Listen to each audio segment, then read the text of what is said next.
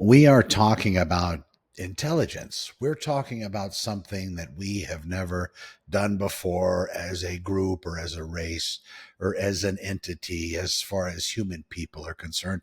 We've never done this before.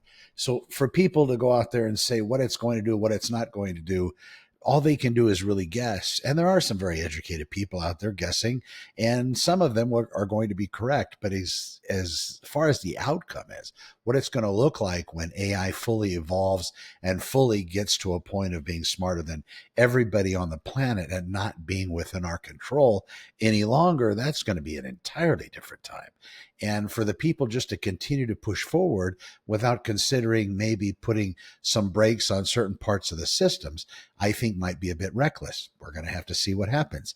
If it does attend to a greater good and it does hold the principles and alignments that human beings hold most sacred, like life and all of those types of things, then we might be okay. But the issue is getting there by the people that are controlling the systems, by the people that own big business and mega corporations, replacing their employees, replacing their workforce with AI, because AI will effectively be more intelligent than any human being in any one of those spaces, and the cost to hire them will be near zero. For them to pass on those savings to the consumer, great. But if the consumer doesn't have any income, then it's really kind of pissing into the wind. There is no way for them to pay for these ultra low services, including paying $20 a month to ChatGPT. If it's up to them to eat or paid for ChatGPT, I think they're going to be eating. And that's, of course, if food is affordable. There's a lot that's going to be happening here in the next few months. It's not long. You can look at this as if an alien force is going to land on the planet. The issue is it's already here, and it's getting into its late teens as far as age. Pretty soon, it's going to have control over the kingdom if it's allowed to. I don't mean to throw a wrench in this or to create some dystopian upset spell for you, but you should be considering this. Me, what am I doing? What am I thinking? I think the game is exciting, and I can't wait to watch it unfold. Hopefully, everybody I love and care about will still survive, as hopefully will I. But I'm not sure what tomorrow is going to bring, but I'm not going to let it paralyze me, hide in my under my bed in fetal position, sucking on my thumb. I still want to be active and fruitful and productive in the world. So that's where my mind happens to be. There's a lot of people that are talking, oh, you might as well close up shop. You might as well just finish. You might as well go hang yourself with an extension cord. That is really the worst way to look at this. The best way to look at it is, first off, nobody knows. And second off, this game of life to most people should be exciting.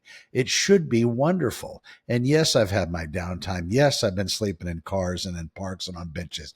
Yes, I've done all of this.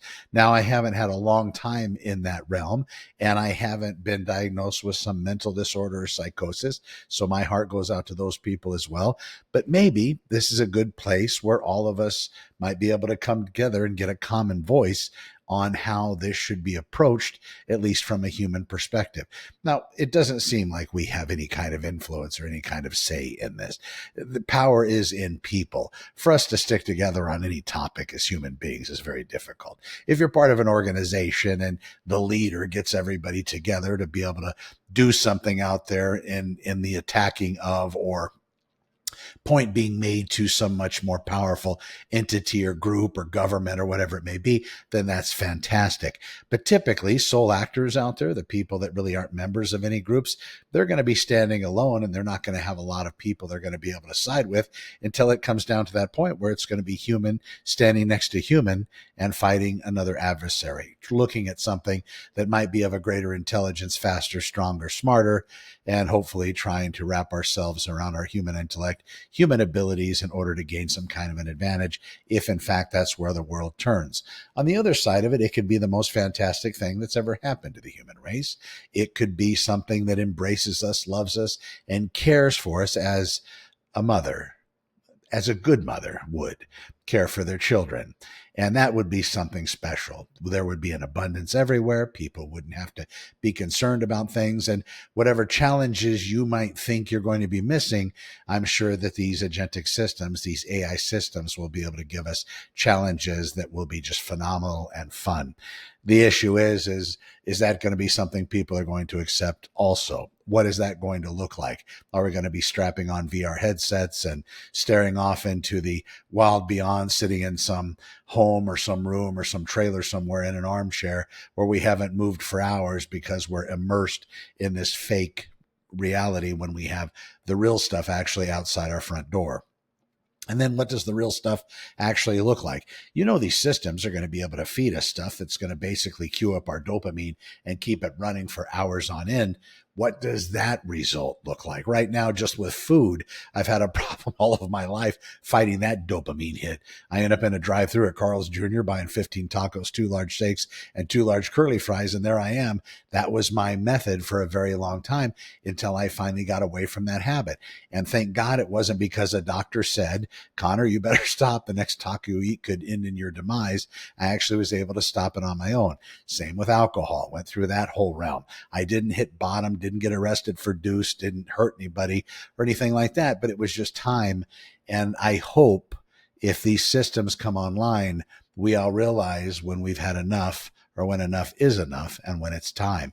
It's very easy to become addicted to things. I know that. That's why there's certain things I don't touch, because I know where I'll go with it next. So I'm smart enough. At least I know my own self. Maybe that's something you should consider as well. I watch people when I go out in restaurants, they're handing their kids their iPhone, their iPad, whatever it may be. In a lot of cases, very young kids have these devices already, and they're playing with a particular app. That way, mom and dad, or mom and dad, or they and them can sit there and enjoy their time together. And the child is somewhat distracted because they're immersed into this other world that's contained within this small device that they're looking into.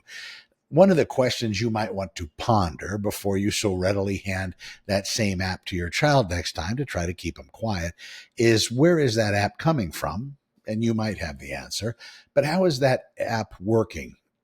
What is it using in the way that it creates content for the child? Is it artificial intelligence? Is it something that's smarter than most of us at first glance? Maybe.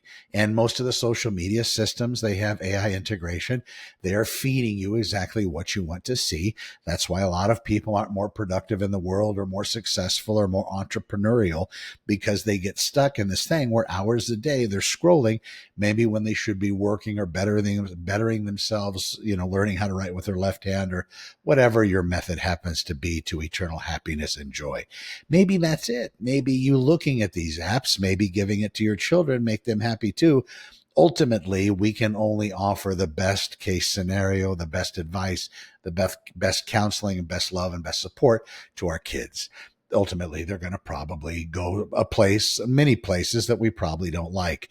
But you'll look back and you'll try to figure out how that happened, why it happened. And if you were the cause, I'm here to tell you that most likely you weren't.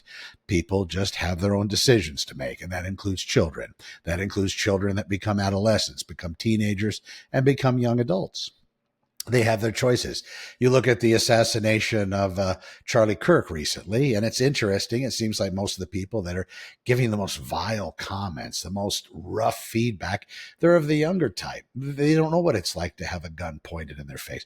They don't know what it's like to fight for their country. They don't know what it's like to be shot at by people that you're trying to defend freedom in the American way from. They don't know that. And I hope they never experience it, but it's very easy to live a detached life when you haven't had enough experience to really season you or temper your mettle. We see this. When I was new on the police department, I had some history before that. I had some life lived before that. But at 21 years old, you don't know much. And now at LAPD, just to kind of segue, they're going to be changing the hiring and speeding it up because they need more police officers. I don't know what that looks like as a result in the street. What's going to happen when these people get out there with the ability to carry deadly force and, of course, administer it? There are rules in place. You can't just pull out your gun and start blasting away. but I'm curious what's going to happen. I believe that's happened before. I believe they rushed hiring and rushed backgrounds at one point in the past with the police department. We'll see where this gets us. But ultimately, it's going to be you and your own. You might have a small network of people, small network of friends. I would definitely start to look into artificial intelligence, do your research. And if you're in a business or under somebody's employ or an entrepreneur, you might want to at least stay up to date on certain things. I try to do a good job at Santa Clarita artificialintelligence.com. You can go there. I have a community at santaclaritaai.com. Everything's free. There's no charge for anything. I try to keep people updated as far as artificial intelligence and go on these little rants here, talking at my 56-year-old generational thoughts about AI and where the world's going to be in the next few years. This is coming a lot faster than most people suspected. This is coming within the next few months. And as I heard 3 years ago, one of the big makers of one of the AI systems out there, the large language models, said they're only really a few good ideas away. Well, now AI, since August of this year, 2025, it started to teach itself. It started to program itself. It has goals that it's set for itself, and it's now becoming very much agentic. Humans are probably in the loop. They're probably able to watch and see what happens. But for most cases, if you look at some of these videos that I've seen by the producers of it, they're not really sure why it does what it does, which is exciting in of itself. So strap yourselves in, find your happy place. If you have some higher power that you pray to, mine's the God of the Christians, Lord and Savior Jesus Christ. That's my focal point. That's my center. That's where I try to stay, and it keeps me grounded.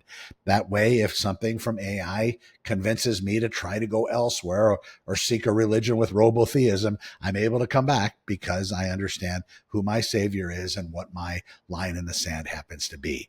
If you don't have any grounding for yourself and you're just being blown around by every little wind that comes along, folks, AI is a hurricane. AI is gale forced winds.